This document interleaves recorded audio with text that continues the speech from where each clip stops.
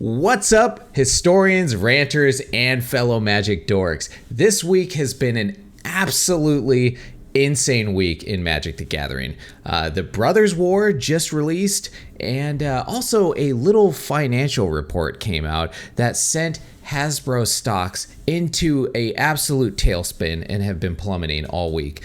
It's been an absolutely fascinating thing to watch the fallout of this report.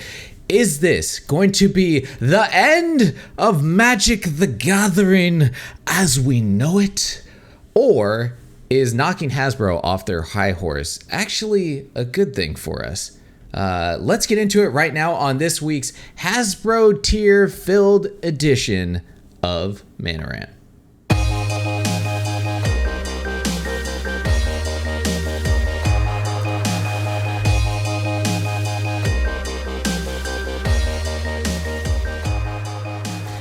But first, I'm Hoshi, and as Hasbro's stock falls, something in my pants has been rising. Maybe the two are correlated, I don't know. And you are listening to episode 98 of the Mana Rant podcast, where, as always, we are joined by WotC's number one hater. The only thing he hates more than Hasbro is a properly balanced diet of fruits and vegetables. It's the ever angry Michael Apollo himself. What's up, man? What's up, motherfuckers? I am very angry. WotC always pisses me off. I am super happy to do this episode because boy, oh boy, do I got some steam to let off. And don't believe what the Food Administration tells you. Okay, like fruits and veggies, it's a conspiracy, bro. You don't need them. You don't need them at all. He has a punching bag with like the food triangle on it, and you got problems. Anyway. And if you guys are watching, you probably noticed that Drunken Dork is not here with us today. It turns out that he is actually on vacation with Mark Rosewater himself. Yeah, Rosewater, he said that he would sell to Drunken Dork a Magic 30th edition bundle for the amazingly low price of $2,000. But there's a catch, but only if Drunken promises to become his special little friend and tell him Unfinity is well liked and was actually a good idea. So yeah, we'll see how that works out for him, because it's a terrible product. So yeah, we'll see how it turns out. Yeah, if he can actually do that, if he can stomach lying to him like that. But anyways, welcome back to the show, everybody, and thank you for joining us and being part of our community of ranters. We are the Mana Ranters, usually three of us, three nerds of the highest caliber who have been hanging out together and playing Magic for over 20 years now, which is aging ourselves a little bit there. We're old. We talk about everything in Magic the Gathering. We've been focusing on Arena as of late, but the show is chopped up into many segments that mirror the phases of Magic the Gathering. And here we go. We start off with the Untap, Upkeep, Draw, Main Phase 1, Combat, Main Phase 2, Endstep, Cleanup, and finally the Discord. Discard, damn it. So close. Discord. Close. There might be some Discord in our Discard. And we do a different thing for each segment. And there's time hacks in the episode description below if you want to hop around or go to whatever segment you want to. And with that, let's just start off the show by jumping into our first phase, which is the Untap phase. Untap. And Untap is our first phase where we start off opening some drinks. So, Apollo, what are you going tapping? I live in the Maryland, D.C. area. It is now officially cold, low 20 degrees, so you got to get in season. Brutal. With some boozy eggnog. Oh, okay. Some nice. Pennsylvania Dutch. If you don't know what eggnog is, it is... some madman's idea of putting dairy, milk, eggs, and rum together. It's actually pretty weird. good. So he was like, you know what, this booze is pretty good. You know what? It's missing eggs. That's what it needs. It needs eggs in it. Yeah, that'll make Christmas better. He was right. Genius. Nice. Yes. Mine's a little festive too. It's a figgy old fashioned that I have right here. So it's it's fig infused whiskey. I got a fig rim on there, and then some walnut bitters and other stuff in there, as well as a torched cinnamon stick. So this is some Damn. we're getting festive with the cold season. It's definitely not as cold here. Nice. Cool stuff, man. Well, cheers to a good episode then. Cheers to you and everyone out there. Oh, that's great. And with that, let's move into our next phase, which is our Untap. Untap. Our Upkeep. Upkeep? Get ya Upkeep! Drunken not being here is really throwing me off on my like switch pressing abilities here. All right, so our Upkeep is our Reddit rant segment, which is hosted by Michael Paul. So take it away. All right, Reddit rants. That's where I scour the internet for the angry, the pissed off, and sometimes the silly and dumb.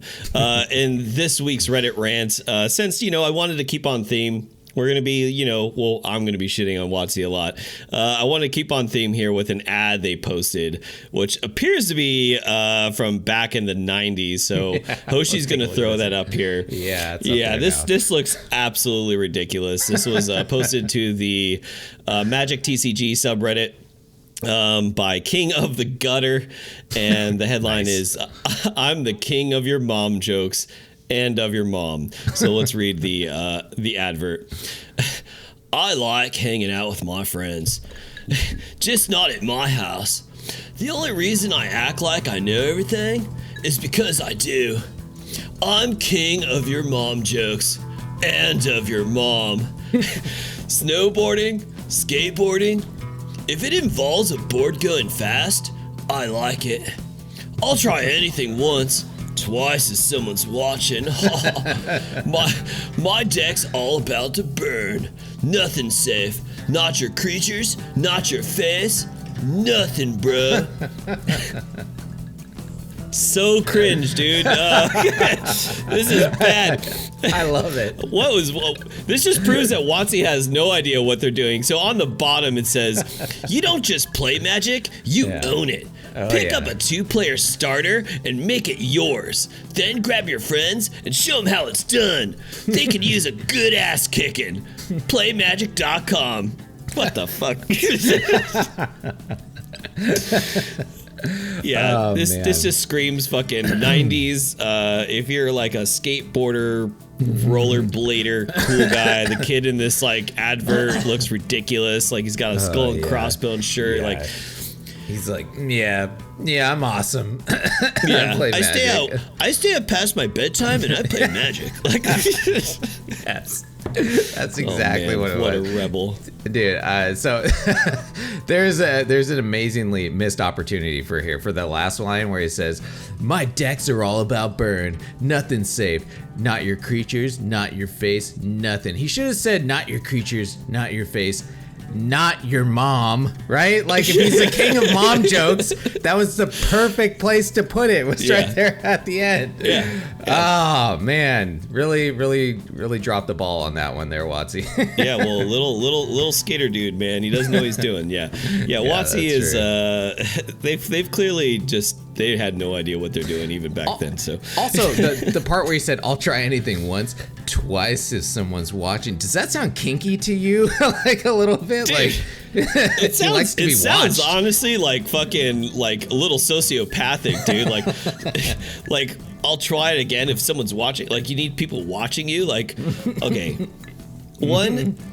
no one's watching someone play Magic, like, you know, and like, man, what, this guy's fucking cool as fuck. Like, you know, there's no chicks like, oh man, I'm gonna bang that guy. Like, what is this advert trying to say, dude? Like, just make it what it is. Dungeons and Dragons and Magic the Gathering is fucking nerdy. Like, we're nerds. We love playing it. It's not gonna make you fucking high school king of the prom. No. Yeah, there's nothing wrong with loving the fact that you're a nerd who likes Magic. Exactly. But, I mean, this is trying a little hard. I love the top comment here though. Your cards have two sides, but you'll only need the edge. Dude, yeah, this kid is edgy as fuck. Fantastic. Well done, Magic and Reddit. Yeah, that's a good one. Back man. to you. Yeah. All right. So that was Reddit rant, and yeah, it's hilarious. With that, let's just move into our draw phase. Let's draw. And draw is our MTG News, usually hosted by the biggest headed anchor of all time in all universes, Drunken Dork. But he is balls deep in Mark Rosewater right now, possibly. So, yeah, or not. He's actually sick, I think. But maybe with Mark. So who knows? There, he's just sick of hanging out with him. Maybe that's why. maybe Mark got him sick. Maybe that's what happened. It's all yours this week, Apollo. Take it away. All right, so I don't know if you have the article pulled up here. I do. Or if you have it handy. So here's something I found from .esports. The MTG community speaks up about Arena Wildcard Bundle. So if you don't know, this is WotC's way to try to improve the economy. With all the negative things that have been coming out lately, this feels like kind of like a last-ditch effort to try to improve something that we've all been expressing some negative opinions on, especially us three here on the channel. And that is the state of the economy on Arena. So Wizards of the Coast has attempted another shot at improving the MTG Arena economy with the launch of Brothers War, and players are divided on how they feel about it. So I'm not going to go over the entire article, but it will be posted in the description below. If you're watching on YouTube or wherever you get your podcasts. But pretty much what it is now on the store, you can buy a wild card bundle. So you can get 4 wild cards of either rare or mythic rare. And the prices are a little controversial. So the rare bundle, you get 4 rares for $9.99, and then the mythic rare bundle is priced at $19.99. Now, I'm going to ask you, Hoshi, what you think about this, but personally, I think I'm a little mixed on this. I think it's a little ridiculous for a couple reasons. One of which is just shows like the disconnect WotC honestly has, because even though rares are, they're not mythics, right? You're going to use more rares in your deck. Like you're not, I have like something like 30 something mythic rares because I'm not using them. It's rares that I need. So I feel like the price point is a little weird. But whatever. I mean, but I think like at $10, this is just like a price gouge, man. Like if you're like pretty close to making a deck that you want to like take to the ladder, and you only need 4 cards, I guess this can be like reasonable, but I don't know. A lot of decks that I craft and a lot of like the high end decks that we talk about on this channel are like in the upwards of 16 to 20 something rares. Yeah. So, times that by 10 and this gets a little pricey. So I personally don't really like the rare wild cards bundle pack thing. But I don't know. Some people are mixed about it. What do you think about it? You know what? I was kind of tripped up at first. I wanted to, when I saw it, when it popped up on the screen, I was like, how do I feel about this? Right? Like I didn't want to get like influence from anybody at first. And I thought it felt a little steep at first, but then I was thinking, okay, how much is a pack usually, or how much did it used to be? Around like $2 to like $5 or something is like kind of what they ranged at. And so if you're getting 4 rares for $10, rares that you can use on anything. That seems kind of like in the ballpark. I was like, sure, it doesn't feel good. Yeah. It doesn't feel good, but I was like, I guess I don't think I will buy this, but I guess it's nice to have the other option there. Yeah, and so that's kind of how I felt about it. And then according, like, other people are like, this is way too high. And, after listening to other people, I think I agree with them. It seems like, I mean, you asked, did you talk to people on our Discord and stuff about it? Yeah, I was reading like comments of like what people thought, and I've been like scouring the internet like on different opinions from content creators to just like casual players and how they thought about it. Yeah. And I mean, people are mixed. It is a mixed consensus. So yeah, I guess it kind of like depends on the person and how you feel about WotC as a company. So yeah, that's true. I think it's like I was saying, from most people I got, it was, if you're close to finishing a deck and you're like just out of a couple wild cards, maybe throw $10 into it to get a couple wild cards isn't the worst thing, but no one's feeling great about it. Like, if they drop the price on this a little bit, I think it would be well received, Yeah, I'm glad they did it where at least the rares are cheaper, because I need way more rares. I don't need any mythics. I would never pay $20 for 4 mythics, so that seems crazy high. I don't know what's going on there. I think that feels like it's aimed at content creators, because like that's who I've heard the most needs the most, tries to get everything, is usually the content creators that are the ones that run out of mythics, where like, most of the people that we know, like on our Discord and everything like that, they have the same problem that we do, where we have way more mythics than we do rares. I'm always out of rares. Right. Yeah, I don't know.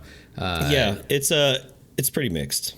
After the gold packs that they just came out with recently, which were a banger, have you opened any gold packs yet?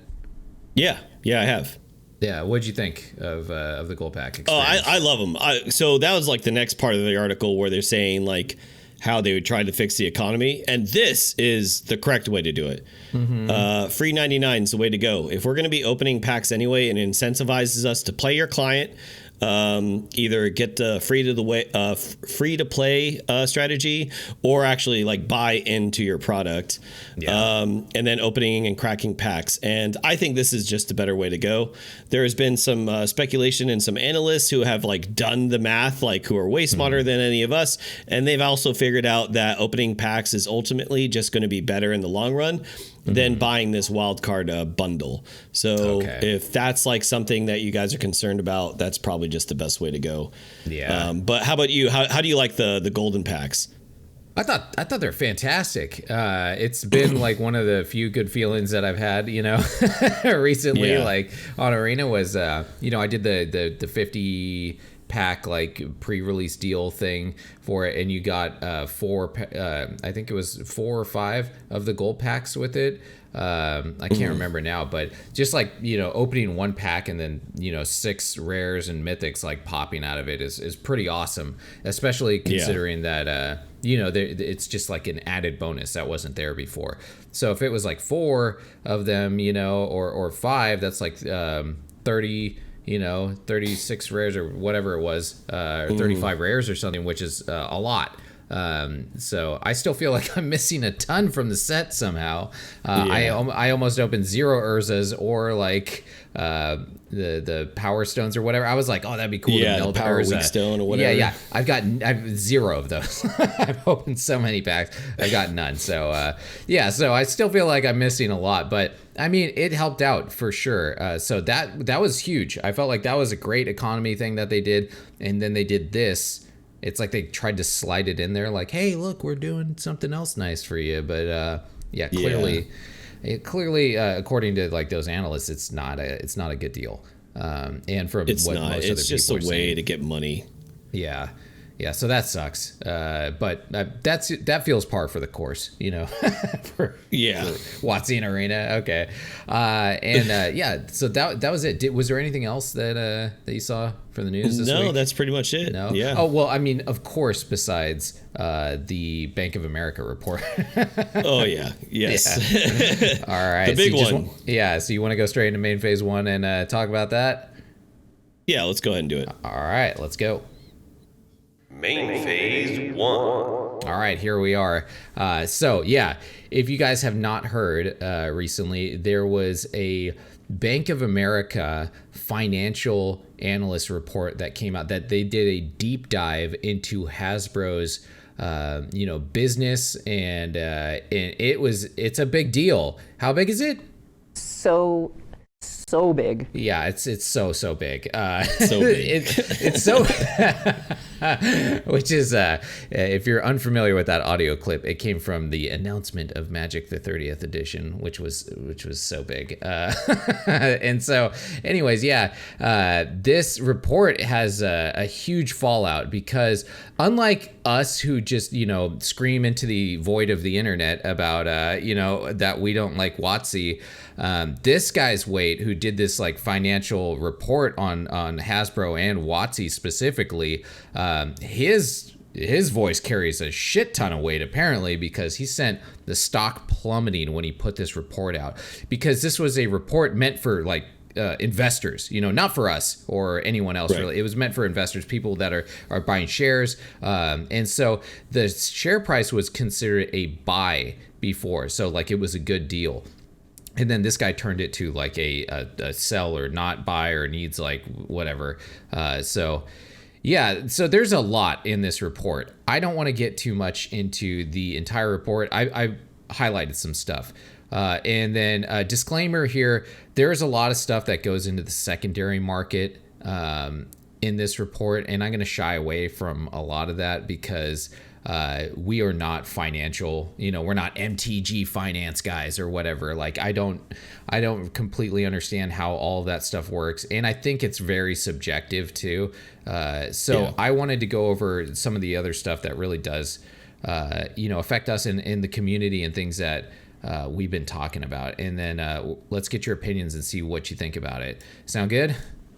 Cool. Let's do it. Nice, dude. All right. So first of all, the analyst Jason Haas has downgraded the toy stock to underperform from buy. That's what I was talking about. Okay, so the analyst spoke to players, collectors, distributors, and even local shop owners, and many of them expressed the same frustrations over the situations. Everybody's complaining about the same things is basically what he's talking about. And so what do you think of that? Like, this guy just basically went out and talked to anybody that knew Magic, and they basically said everything everyone's been saying, Yeah, no, I like this. Like, do your due diligence, do your investigative work, get the information from the horse's mouth and go down the chain of command, with who it is, all the way down from us measly folks who just buy packs and stuff like that to all the way up to distributors, because it does affect everyone. So I like that. I like that it's due diligence. It makes me think going forward I can trust what the rest of the article's saying and stuff like that. So yeah, I mean, he also obviously did all the looking into the finances and everything of the company. So next, this is probably the biggest disclaimer, is Hasbro is killing the golden goose. What do you what do you think? Do you agree with that Hasbro is killing the golden goose? Absolutely. Yeah. They're fucking squeezing this golden goose dry, man. They're shitting out product all the fucking time. Nothing is we used to say on this channel, it feels like Christmas again. And and it used to be a really cool and rare thing to happen. You would get excited. Now it's okay, cool, dude. As soon as a set drops, previews are happening for the next one. Yeah. And it's just some other dumb product My Little Pony versus Transformers. It's so much, dude. It's insane. what they've done to it. And I just feel like the community itself is more disgruntled than I've ever seen it. Magic people are always going to be upset about stuff, right? That's just how it is. When you're passionate and you like love a game, you're very critical of the company that is in control of that game, right? And I just feel like everyone has been so much more critical of it. And a lot of like, I hear a lot of people of like, people saying that like, oh, people are overreacting to all this stuff. And I think that's bullshit, like, we're concerned for a good reason, and it's nice to get this validation from somebody who's actually a financial expert, somebody that investigates companies and like makes financial reports and stuff like this. It feels good to see that he thinks that they are killing the game, and I don't think like permanently killing it. Like I said, Magic's not going anywhere. Hasbro like might fail and someone else might buy it or something like that, but they're not doing good for the good of the game, I think. And I wanted Drunken to be here for this discussion because like Drunken at like currently right now probably has Mark Rosewater's some body part inside of him, so I feel like he drinks the WotC Kool-Aid a little bit more, so I really wanted him to like kind of debate you on this stuff. I feel like I'm a little bit more in the middle, so I'll try and do the best to be the optimist here. About Hasbro. We'll see. I'm pretty pessimistic on a lot of it, though. Yeah, don't try too hard. Yeah. Fuck WotC. No. Fuck Hasbro. All right. So the next point here is this is the big one. This is the one that has like really just obviously we did a whole episode on this, was the 30th edition, right? So the analyst, he's concerned about the 30th edition, right? Because the 30th anniversary set that includes 4 booster packs for $1,000, and then he talks about how it's excessively high compared to a set's normal packs, which are $5.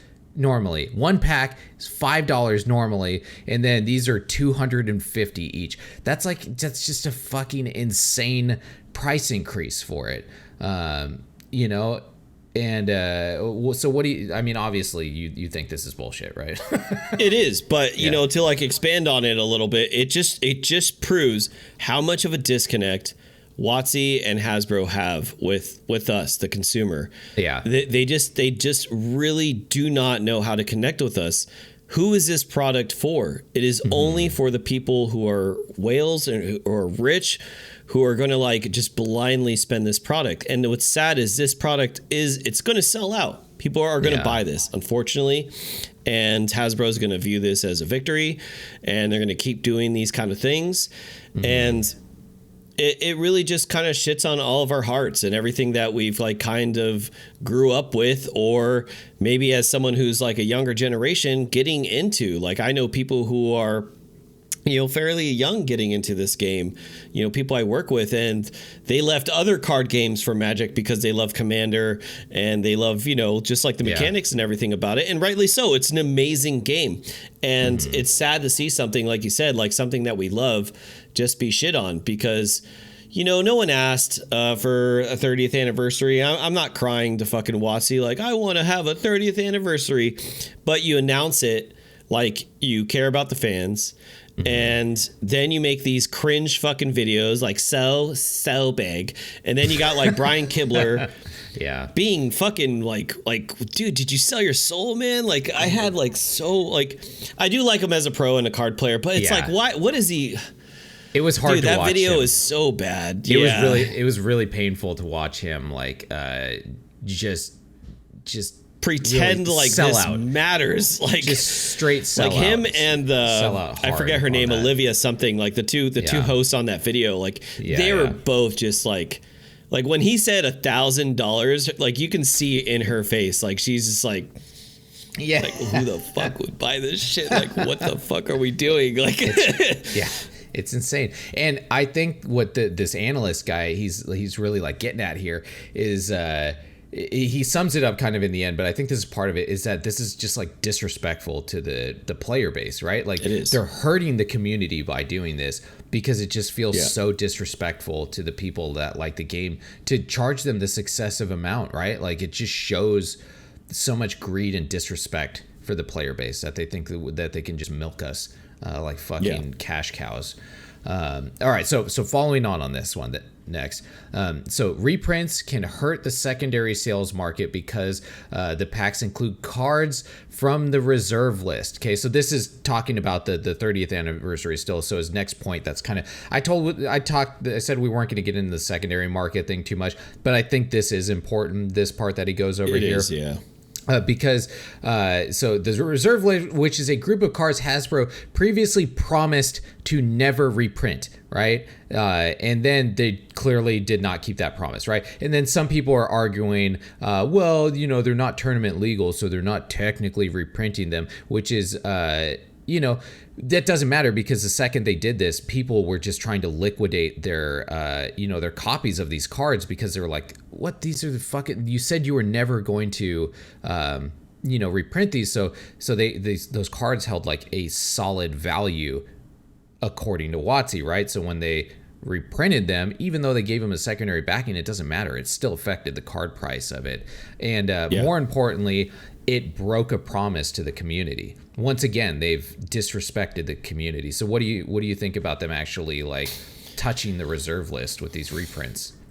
This angers me. It angers me. I don't have the fucking Power 9 or anything like that. I'm not sitting on some golden goose in my fucking card collection back there, and it still angers me because there are people out there who are, in our age range or older and have invested in these cards, and it's something that's like precious to them, like comics or toy collecting and stuff like that. And some of the joy of that is not necessarily collecting the money on it, it's knowing the value of it, and that value drops.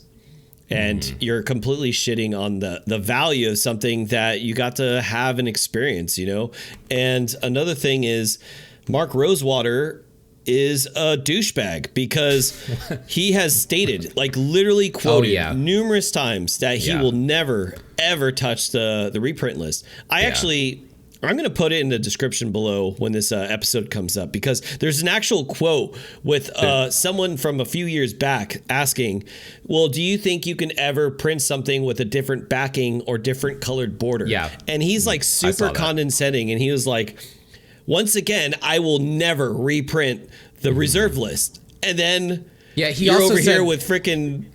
Yeah, he said never in a different border or a different size or anything like that too. Like the card size would be different or whatever. I did see that. Yeah, he said it multiple times, right? Now, maybe he felt that way at the time, right? Clearly. And then I wonder how much of this influence is actually WotC, or is he just, not give a shit anymore? We'll probably never know if this was all like WotC's influence to do this, or not WotC, Hasbro.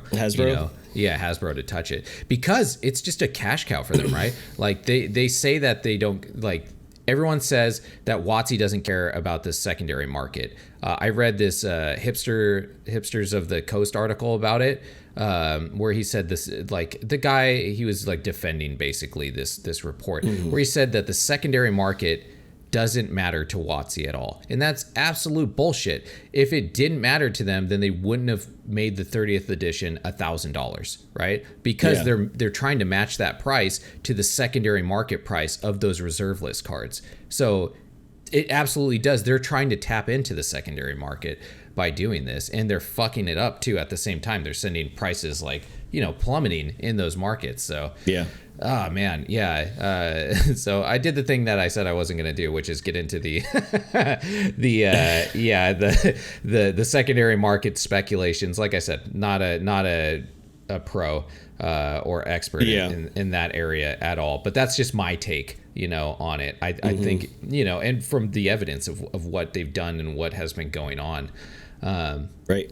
Yeah. So, all right, let's get into the next one. Okay. So this is one I know that everyone has been bitching about. Hasbro has been overproducing Magic cards, which have propped up recent results. The report states, adding that it is destroying the long-term value of the brand. Players can't keep up and are increasingly switching to the Commander format, which allows for older cards to be used. like going away from standard. So what do you think about the fatigue of this and people changing formats?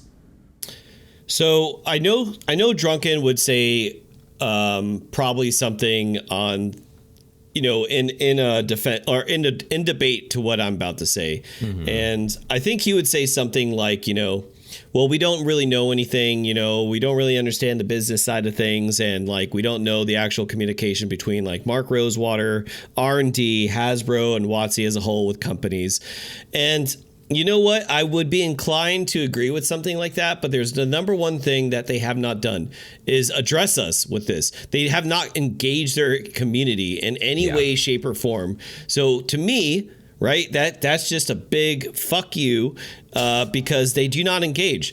People have voiced their opinions. Like, I really like articles like this because it goes to show that for once, like, the people are standing together, community is standing together, and whether or not change is going to happen, I mean, I hope it will. I don't think it will, but I hope they wise up. But it's good to see a community stand together because these like oversaturated fucking sets, dude, it's ridiculous. Like, I mean, there's a graph that we have that we can like pull up or something and on YouTube so you can see, but it's the amount of sets from like mid 2000s to now.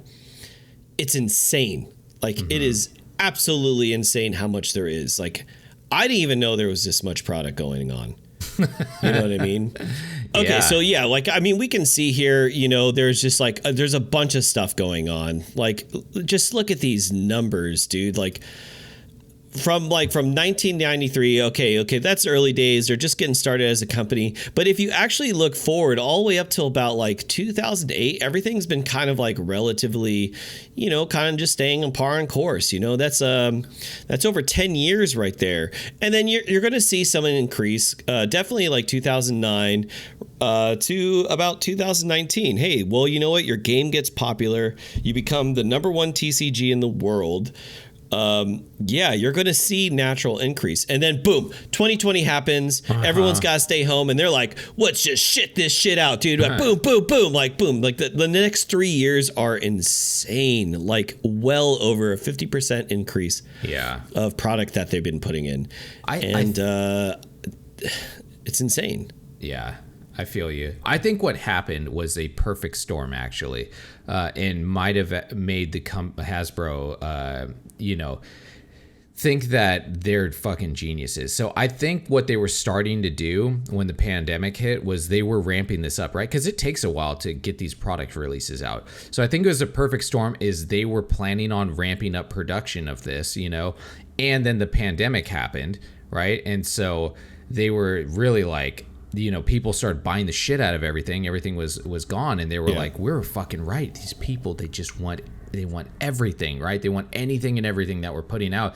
And so the pandemic really made them think that they were killing it, like they were making the right decision by doing this, but they didn't fucking see what was actually going on. It was a flood of people being stuck at home and buying stuff. But at the same time, it's unsustainable. They can't, like, people don't want to keep up with this amount of product release, and people have been constantly saying it.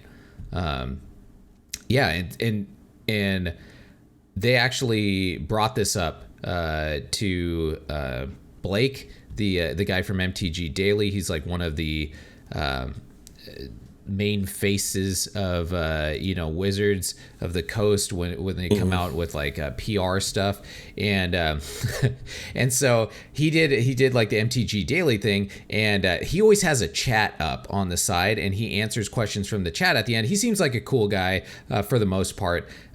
He seems pretty worn down, like he's tired recently. He seems like he's been pretty exhausted all the time, and I don't blame him for what was in the chat this last week after this result. It was just heinous, going after them. Rightly so, right? People finally feel vindicated from this report because this has actually had an effect on WotC, where we've been bitching forever and nothing has ever happened, right? But this hurts their stock portfolio, which hurts their investors, which is what they actually care about. They don't care about us, about what we actually think about or what we say, until it really affects them and affects their stock portfolio. So he actually addressed it, which blew me away. I didn't think he was going to do this. He said, because everyone was like, are you going to mention it? Are you going to, say anything about blah, blah, blah, about the, the constant overproduction and stuff. And he was like, yes, we know what's going on, and then he basically proceeded to say it's still, with the product release, full speed ahead. Choo choo! Full speed ahead. A product coming in. No stopping the product fun train. Open your mouth, baby ducklings. Here comes the fucking comes the product train, man. And that's really, at least as of now. Maybe they'll change. Hopefully they'll change their tune, right? But this was really sad to hear. Because, we got those gold packs recently, which felt fucking awesome, right? And so I was like, maybe we'll get good change out of this. And it seems like no right now. No, it's a Band-Aid. It's a Band-Aid that keep us dum-dums for buying into their product, and hopefully we can get tricked again. It's true. That's what I personally think. You know how they were talking about people were going into Commander. I want you, this isn't one of the talking points, but I wanted your opinion on this. How do you feel about the Commander products now? Like the release of Commander products all the time. I think those are garbage too. It's way too much. It's too much product. I really liked, there was a certain point when I wish they did 2 Commander sets a year, yes, 2 of the packs, yes, and because I was once a year, and then you see them get spoiled, and you're kind of disappointed with the direction they went with the Commanders, and you're mostly just buying them for the 99, you know what I mean? To maybe soup up some of your other Commanders and stuff like that. Yeah. So I was like, man, if they just focus on 2 a year, that'd be really great, And then then they just went full fucking balls to the wall. So much. We got your fucking budget Commander pack. We got the main fucking pack. We got Warhammer edition. You like Transformers? Bring your Optimus Prime and Megatrons. They're coming to the party too. It's too much. Now it's just oh man. There's no chill with them, man. It's either not enough or way too much. I love Commander. Yeah. I definitely can see why people are flocking to Commander. Mm-hmm. Standard's in fucking danger. Yeah. People are like, why am I spending $400, $500 a deck that rotates insanely fast now? Yep. So people are like, I want my value to go a longer way, and you're going to have that in Commander. So I can see the appeal, but it's too many decks. I'm at the point where I just don't buy anything anymore. I used to love spending money on Magic, and now I just don't. I feel you fucking hit the nail on the head. When I asked you this, I was like, I wonder if he feels this way. That's exactly how I feel. I used to look forward to these Commander decks, right? When they would come out once a year, I was fucking stoked. I was like, hell yeah, here we go. I'm gonna get all 4 of them, dude. I'm excited to get these. Even if I didn't like them, I still would buy the if I didn't like 2 of them or something. Usually 2 of them, I was like, those are pretty cool. The other ones I don't care so much for, but I'm gonna buy the bundle because of the 99 and stuff, and I went in on it, and then they started making more of them, and I was like, okay, I'm pay attention to these a little bit. Now there was a Warhammer ones or whatever, and everyone was talking about how those were awesome. I don't even have the bandwidth to look into it, so I don't even look at them anymore. I don't even care. So I feel like they fucking ruined that for me. It's just oversaturation, and I don't care about the Commander products anymore. It's just too much. I can't keep up with it. Yeah, fuck. That really pissed me off because that was something that I actually really enjoyed was those coming out. All 3 of us would buy all 4 of the packs. And now I am not lying when I say this. I did not Google search Warhammer Commander once. Mm-hmm. I have no idea what those commanders are. I have no idea what they do. I don't care. Yeah. I've never even seen them being played with my play group. Mm-hmm. Don't care. I heard they were very expensive too. Yeah, so there's that. Okay, and then they also talked about the overproduction of the cards, and that was tanking the value and stuff. I don't think we need to get into that because I don't really know if them overproducing is like changing the secondary market value or whatever. But what I have heard is that they're making so much fucking product that it's just sitting on the shelves everywhere, and that game stores are like having a difficult time offloading some of this stuff, and it's just too much shit. And that there's a lot of old stuff sitting around. And the article showed like some like 2 targets that the guy went to, and he took pictures of it. And so a bunch of people are shitting on the report because of that. They're like, oh, he went to 2 fucking targets and took a picture of stuff. I'll tell you what, I go to the base here and I look at the Magic stuff there. There's a ton of old shit there. They don't have like almost any new stuff there anymore. It's a lot of really old stuff that's there, and it used to not be. It used to be like current stuff that was in there. So as far as my experience, that article was dead on with that. Same. I don't know how it's affecting the prices and stuff, but I can say that I see a lot of really old product laying around everywhere now. So next thing we got, this is where he's starting to get into the conclusions of the article. So I'm breezing past a lot of stuff here. But then we get into Magic has grown primarily by extracting more revenue from each player rather than growing its player base. So what do you think of that statement? So say that again. They're extracting the player's value. Magic has grown primarily by extracting more revenue, basically milking the players for more money. The individual player, instead of like growing it, right? They're just extracting more from each person, right? They're trying to get more and more money out of you, rather than growing the actual player base, rather than like getting more people into Magic, right? And they're trying to take the whales or those sticky players that they have that are really loyal to and they're just really trying to get everything they can out of them, rather than like growing the community and like making the community happy, is really what I think he's going for with this.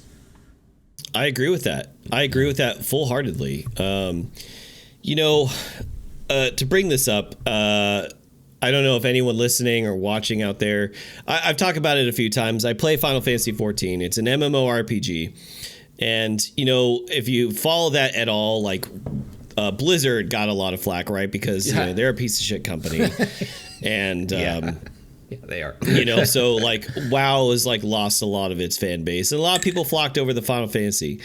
And one of the reasons why people stay with Final Fantasy is because Yoshi P and, his staff there at Square Enix, they cater to the players. They listen to the players. They acknowledge what players have to say, and then they'll make changes if they think it's the right direction. If they don't make the changes, they say why they don't think it'll be a good direction. Like, hey, we know a lot of people want X, Y, and Z, but A, B, and C might happen. And people are like, oh, okay, well, hey, thanks for addressing it. You know what I mean? Yeah. You actually made like a stage production. You gave us a live letter, and you sat down there like the director of the fucking game. Like, you can just have some Joe Blow Schmo come up and address it. But no, the actual director of a video game, multi-million-dollar video game, addressing these issues for the positive and negative.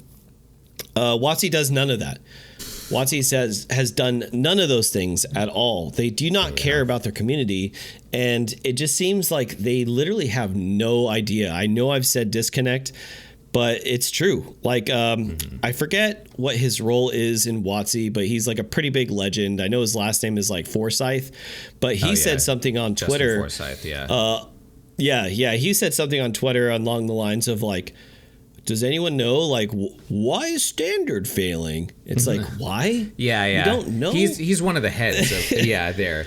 Yeah, he's like just asking the opinion, like why Standard is failing in stores, basically, like the play. And it was just like, dude, everyone's been bagging on that. There are some hilarious videos out there. They're like, why?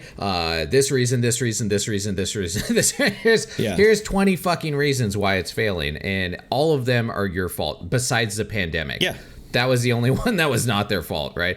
It was like the pandemic is like messed up organized play, and then you guys made it worse on top of that. Like, you took that and we're like, oh, and we're gonna fuck over actually the local game stores even more on top of that by moving everything to like Amazon and all these other things. Like Magic community is not a quiet community. No, we're very vocal. Not at all. I mean, I've seen countless videos of people sending handwritten letters, like saying fuck you to Mark Rosewater and stuff like that. So people are voicing their opinions. Yeah. And if they're not listening, that's on them. Yeah. It's not the best way, No. but there's extremes on both ends. You know what I'm saying? Like, absolutely. there's people who like get together.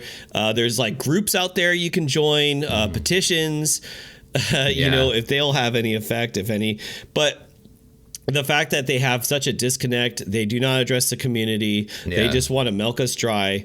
We're their golden goose, and all they care about is getting money.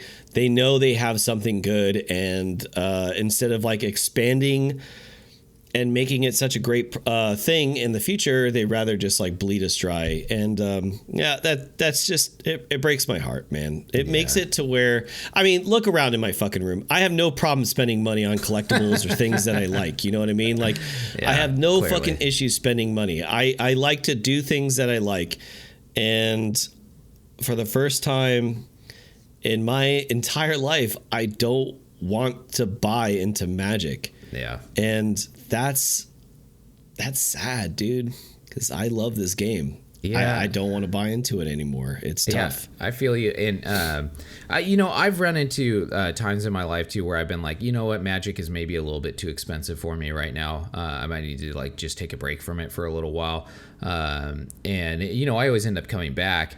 But I can't even imagine what that's like for people who are struggling right now because there's a recession. I don't know if anyone's heard of that. Yeah, it's pretty bad out there for a lot of people. And the game is more expensive than ever now. So it's like they're doing the exact opposite of growing the player base like this guy was talking about. They're like actively destroying it by pushing people away, right? And people are like selling off their stuff. And I feel like it's really sad that it's gone this direction.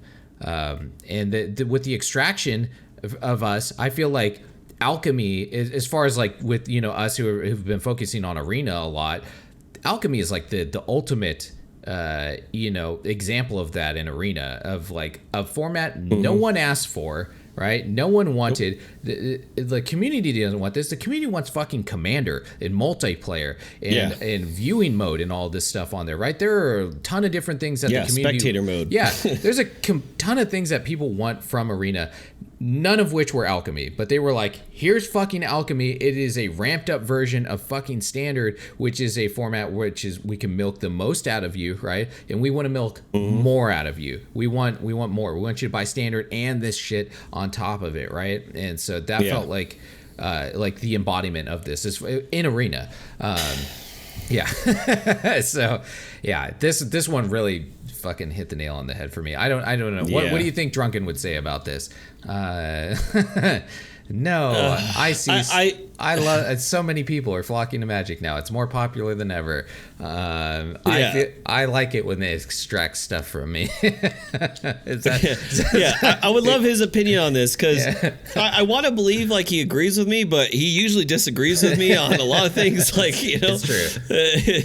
He tries to see silver lining, which is a good thing. It's obviously a good quality, but in this instance, numbers don't lie, math doesn't lie, finance doesn't lie, truth doesn't lie. You watch the Brian Kibler and someone put like a dislike. They found like a extension to get the dislike counter up. Oh yeah, I saw that. It has 56 likes and like 15,000 dislikes. Those are great.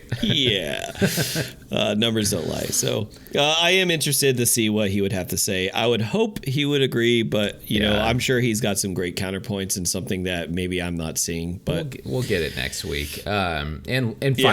Finally, the last point that we're going over here from this is, he said, the changing secondary market could push collectors to Pokemon, Yu-Gi-Oh, and Fresh and Blood instead. What do you think of that? Yeah, I can see that, especially with the younger audience. They're going to go back to things that they either know and grew up with, probably like Pokemon and Yu-Gi-Oh.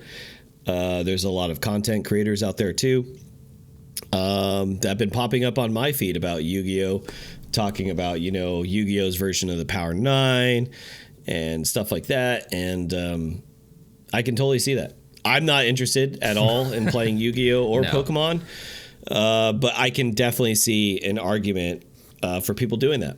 Maybe, they just got into this and a safe bet for them is to not invest any more money. You know what? I'll cut my $50 or $100 I put in. Yeah. This game, there's too much toxicity. I'm just going to dip out, either go back to what I used to play or try, being a Yu-Gi-Oh master or something. So, or Flesh and Blood is, I don't know if that's out yet, or I haven't seen a lot about it, but it looks like an interesting game.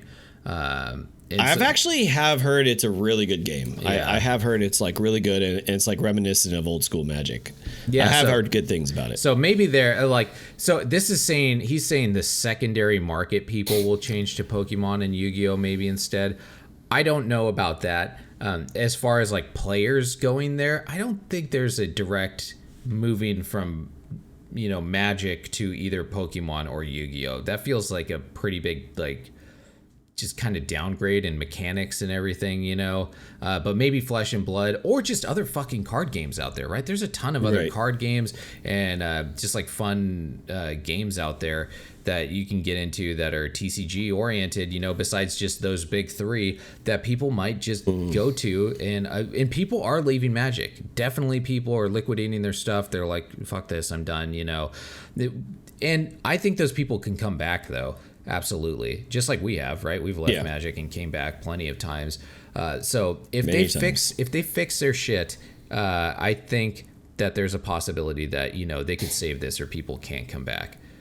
So what do you think about, like, how could they really turn this around with, we've shit on them a lot, but right. It's easy to complain and yell at somebody. What do you think would be a way to actually fix the problem with the community and just like all the disdain that they have about this? So on both ends, the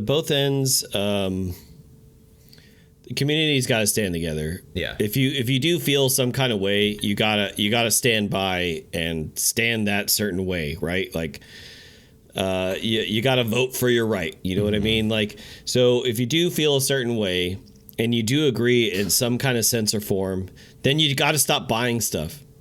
Because as long as they keep getting money, they're going to see no issues.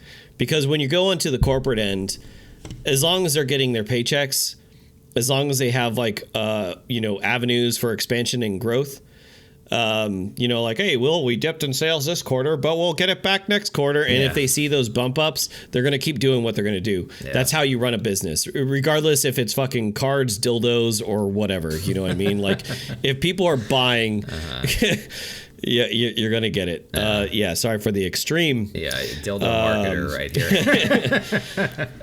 The dildo market's talk it's about a good game. Talk about what you know. That's yeah. No, I don't. Mark Rosewater and Drunken Dork, they know something. Lean on your strengths, Apollo. Lean on your true knowledge right there. But yeah, no. Back to the point though. So you got to stand by it. I'm personally going to stand by it. I am not buying into any product that I don't need. I'm going to try doing free to play as much as I can. If I do buy into anything, it's going to be extremely minimal. But for now, I'm not really winning too much on Arena anyway. I'm not dedicated. I'm dedicated to the channel, but I'm not as dedicated to like ranking up in the ladder. So I'm not going to be spending money on trying to get tier 1 decks and getting all those rares. I'm just going to kind of, just go at my pace, do and work with what I got. You know what I mean? I'm not going to be buying all these like little silly things that they got.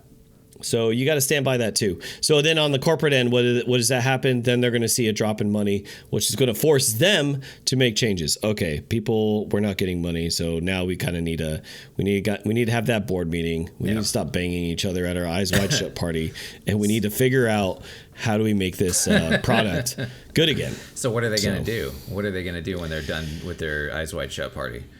Let's say cleanup. When they're done with their eyes wide shut party, they're going to be like, "Do we get into the dildo market?" And then it's like, "No. That's not the plan. That's not the plan. Come on, guys. We used to be good. What do we need to do?" So what they need to do is they need to make longer blocks for standard. I think that would be a great thing they can start with. Go back to the old style of blocks for standard. Yeah. Because right now it's just too much.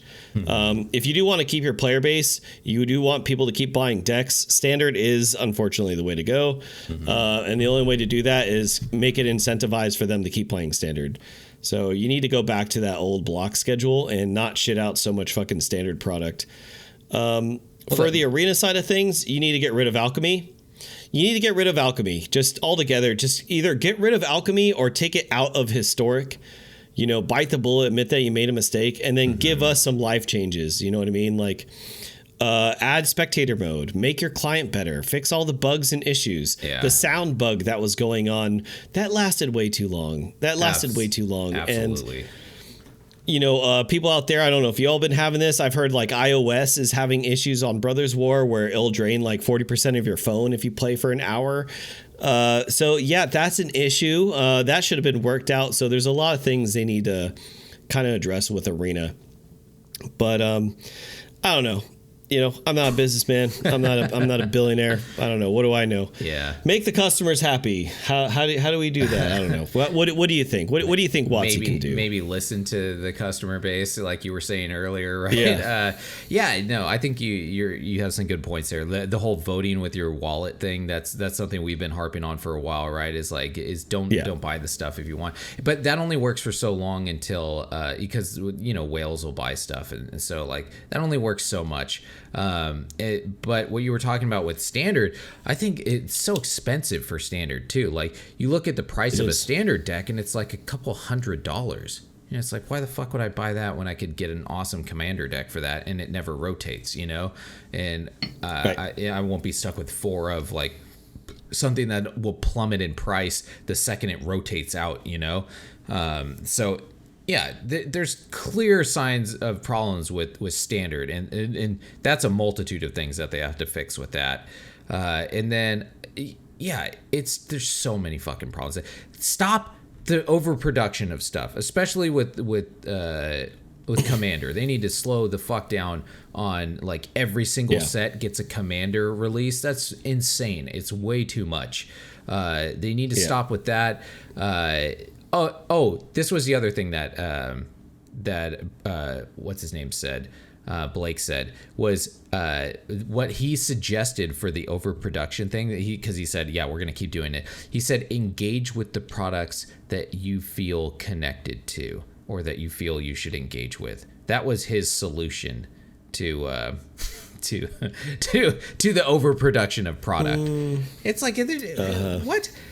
I have to look into everything, dude. It's too much stuff. We make a fucking podcast on this and we can't even keep up with everything, you know? It's way too much. Like, what? How am I supposed to know what to engage with? You guys are coming out with something every fucking day now, it feels like. And you want me to read every goddamn card, like, for everything that it's too much, dude. Yeah, so they need to slow the fuck down with their product releases. I think that's one of the main things. Yeah, in Arena, shit, we can go on for fucking days about the things that they need to fix with that client. That fucking beta ass client. Maybe if they made their code open for like open review, you know, that's something that a lot of like security products do, right? Is they have their code reviewed by like a third party company that comes in. I think that would be fucking huge, especially for all of the you know, ill feelings that people have about the shuffler and how the the you go first, the coin flip is treated and stuff. There's some definite discrepancies about how people feel in there, and the way that it shuffles, like getting 200% land draw, like, you know, multiple games in a row. There's a ton of that shit that goes on, and having the code reviewed by somebody else outside of WotC would definitely make the player base feel better about, you know, whether this shit is all on, you know, on point, especially people putting money into this product, you know. So there's that, and let's see, what were some other like big things here? Obviously, the price on everything needs to come way the fuck down. It's gone crazy.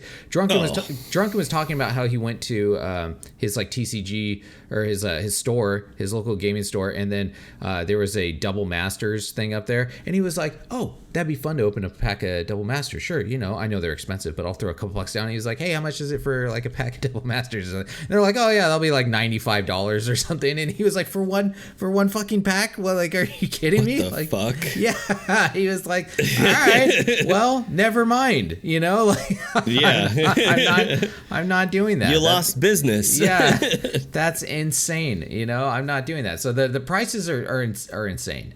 Those need to come way the fuck down. It's cardboard. Oh yeah, it's cardboard. You know, like it's cardboard at the end of the day. Yeah, they need to get more people and work on actually like keeping the community happy. Because guess what? If the community is happy, they will spread Magic to other people, right? They will. What do Magic players want to do? They want to play with other Magic players, right? So they'll spread it, right? Make Arena more. Of a actual experience of being with people, right? The whole gathering part of the game. Right. Yeah. So there's a shit ton of things that they need to fix, I feel like. But they can start down that road. And I think the first step towards that is actually having a real conversation with the community.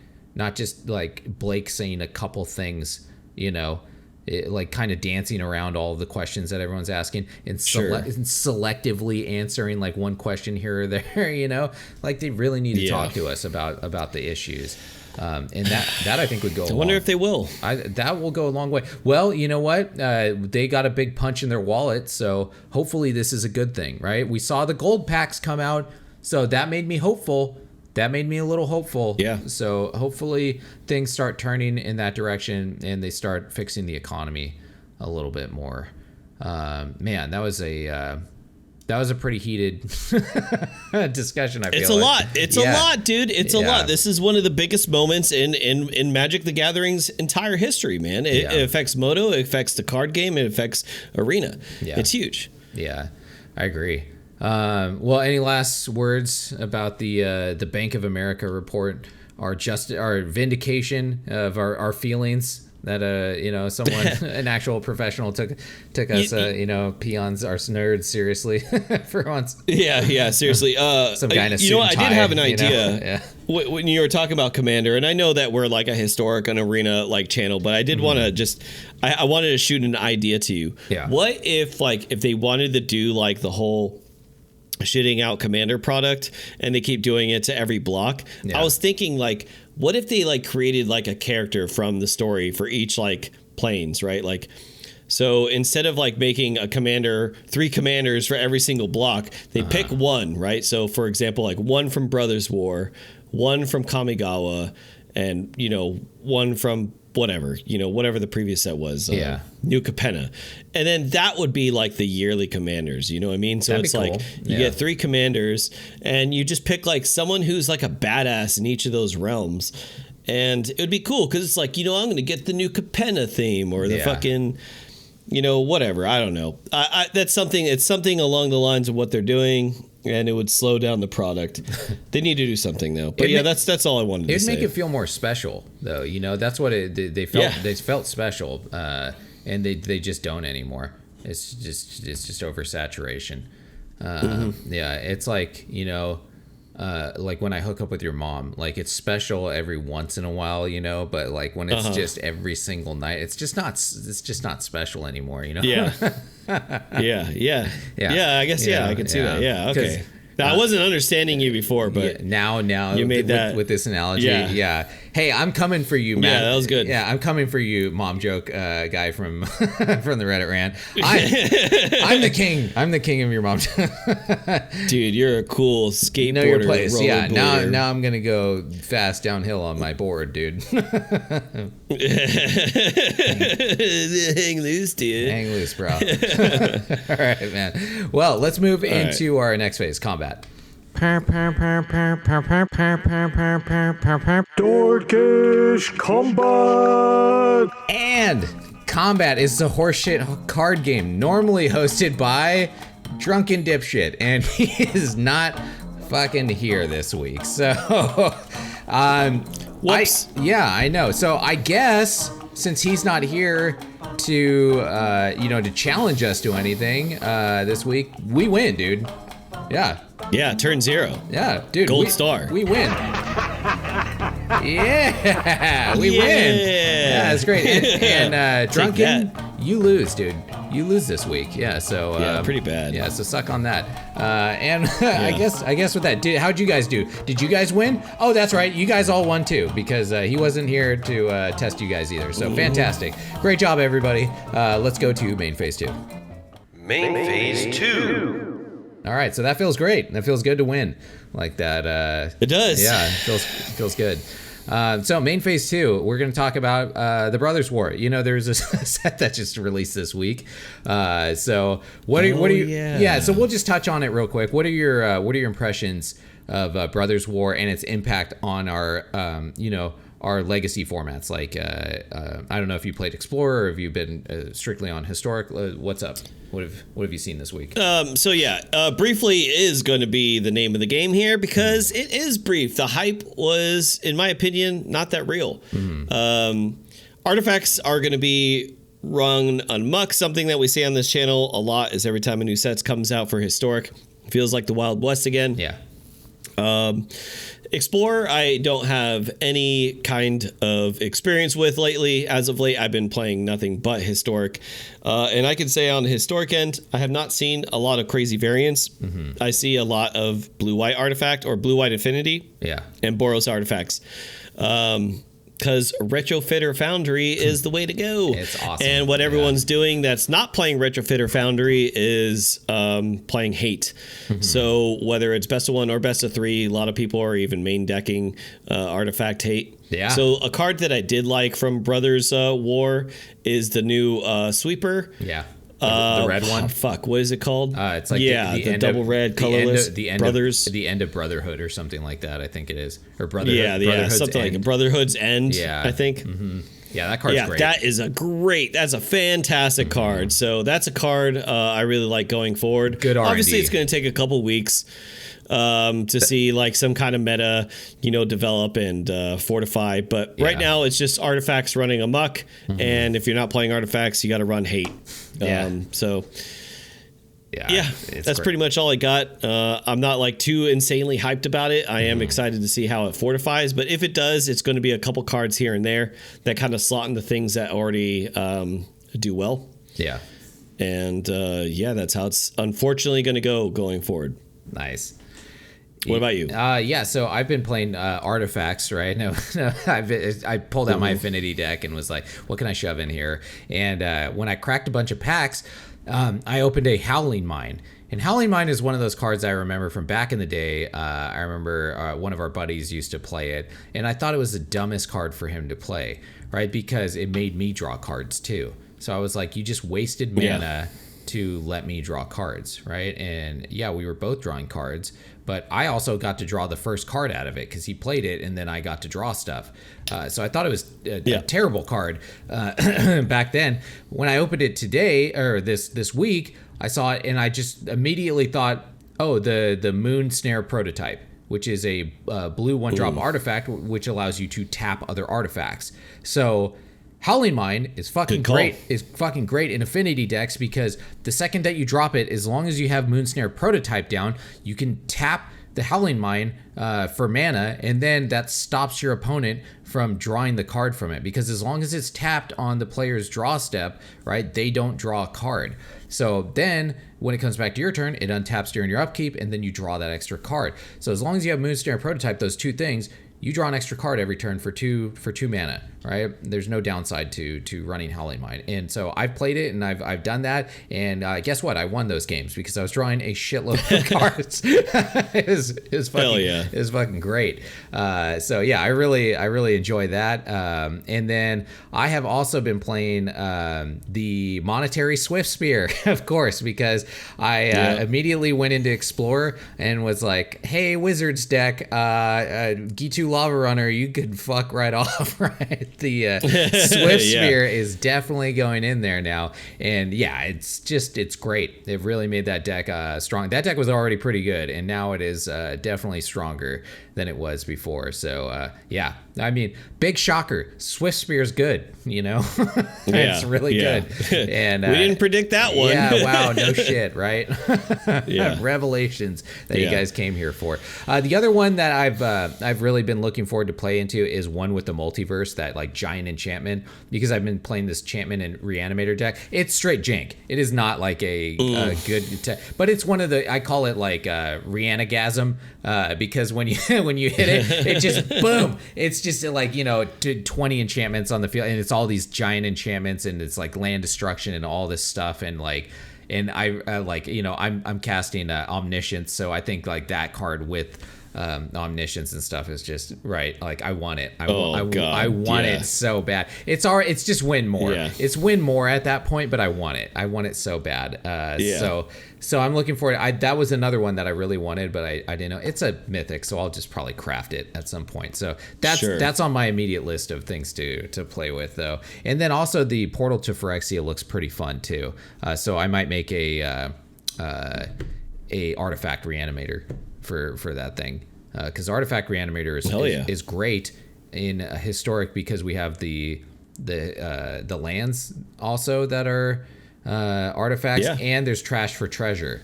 So turn 3, right? You can bust open a land, you know, if you have one of those. If you don't have something else like Ornithopter or something, right? And then just boom, get something like Portal Phyrexia out, or like, you know, just whatever. Yeah. So. A lot of fun possibilities I'm playing with. Many of these are probably not like tier 1 strategies, even though, you know, that Swift Spear and Affinity is definitely competitive decks. Yeah, those are competitive. But there's also some good jank stuff in here, which I'm looking forward to tapping into, and then losing a good amount of games, and then dancing around my room when I get it off. You know? It's a real high-low lifestyle I play on Arena. You know, it's just like lose. That's not mine, man. It's like, mine just like hello, doctors, my old friend. Yeah. You know, like mine's that too, but then followed by like, you know, it's just like woo, like blowing up all their lands, hitting Omniscience and shit. They're like, yeah, it's fucking great. Yeah, like those are just the best feelings, man. Is like watching your opponent be like, what in the fuck is happening right now?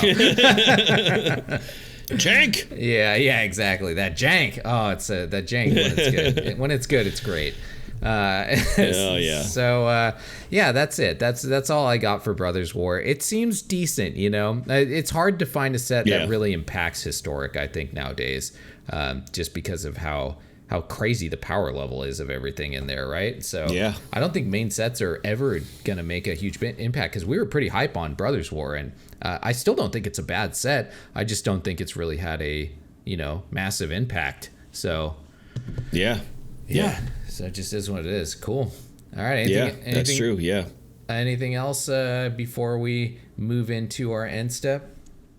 Let's go. All right, let's do it. End step. And end step is our comments, questions, and concerns, and I don't have the button here. I don't have the button. Wait. I'm gonna get there. Yes. Comments. Questions, corrections. That's what it was. I did it. I made it. I personally, I'm with you. I like comments, questions, concerns. Yeah. But, you know, like a grumpy mother, Drunken's like, it's comments, questions, corrections. You know, like. Yeah. Yes. Yes, Mama Drunken. He always gets what he wants. So what do we got? What do we got this week? We got Jacavio, homie, man. Oh, that's great. I love this guy. But all he said was Apollo's reading of the Reddit rant this week. This was last episode. Was chef's kiss. Nice. Hashtag fuck red. Yes, 100% agree with all that. Yeah. Dig that. Other than that, in our podcast topic suggestions, we have Vox Nihilist. Talking about playing with the Mana Dorks. Oh yeah. You know, and that's something actually all three of us might be interested in doing. Some of the things I don't want to mention here that he talks about, I'm definitely not down with doing. But doing a cube, doing a booze cube, and then recording it or streaming or coming to a local LGS of one of our homies, that can definitely be a perk that we can do, and then, you know, record it and showcase it on the channel. Yeah. So that is a cool idea, and that's something we're going to have to think about a little bit more deeply. Yeah, it's I think that's pretty cool. Getting the timing down for all of us is always a pain in the ass. Like we keep always talking about doing a bro trip, you know, and it's always difficult. Like we've come close a couple times, like within recent times. I think the last time we all got together was like all three of us, because I know we've all hung out, like, you know, me and you or you, or different times. At Drunken, but I think it was Vegas, which was quite a few years ago, right?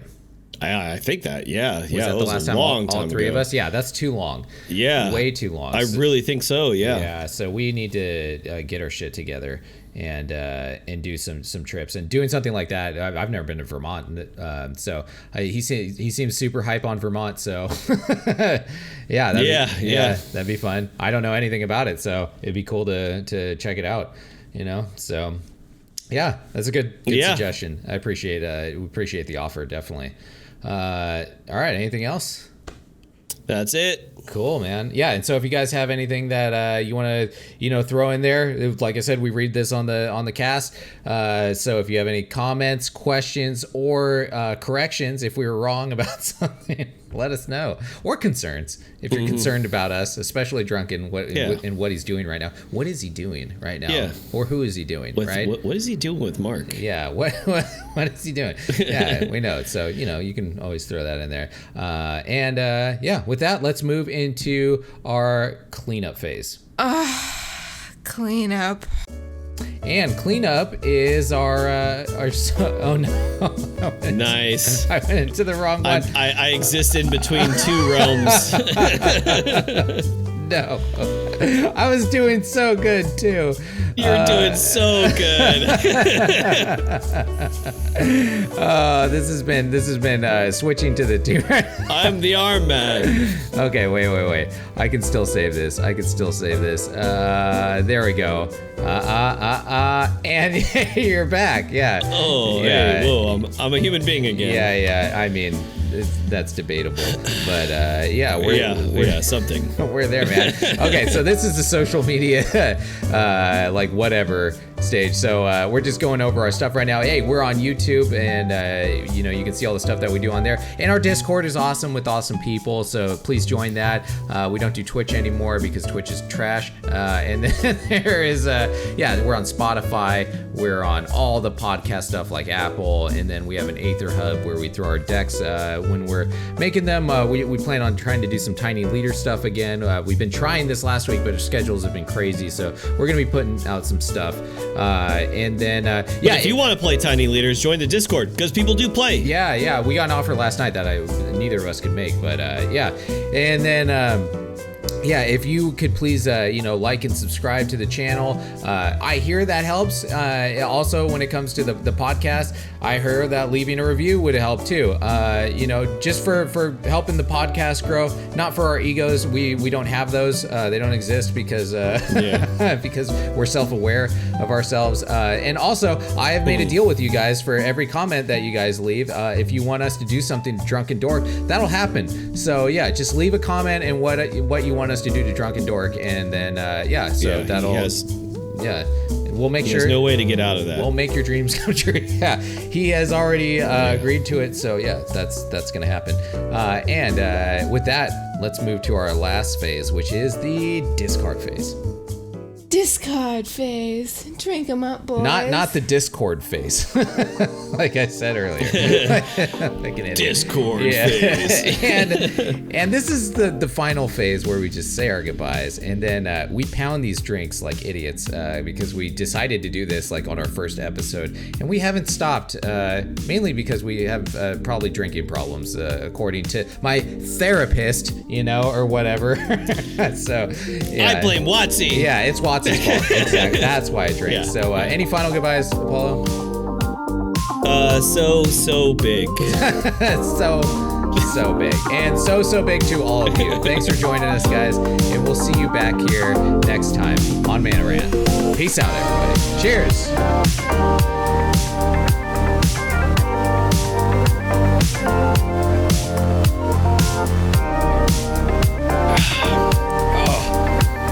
Oh, that was tasty.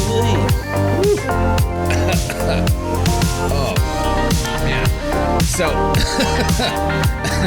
You good? You good, bro? yeah. I'm all right. I'm never better. What do you think? You think I can't handle myself? Huh? What are you trying to say, huh? What are you trying to say, huh? You think you're better than me? Huh? Is that what's going on? You think you're fucking cool, bro? Yeah, you think you're right? You want to take this to the skate park, bro? Huh? Is that what's going on? You want to take this on You want to have a skateboard battle, dude. bro? What's going on? Yeah, I'll Bring your mom. yeah. Your mom will be on the back of my snowboard, bro, while I'm going down.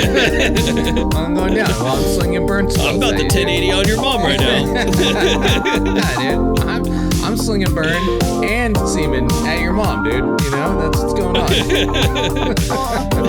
Get that fresh nar, you know what I'm saying? Yeah, I'm spreading the gnar and I'm shuffling my deck up, dude. That's what I do, you know, on my days. Dude, I play Magic, I snowboard, and I bang your mom.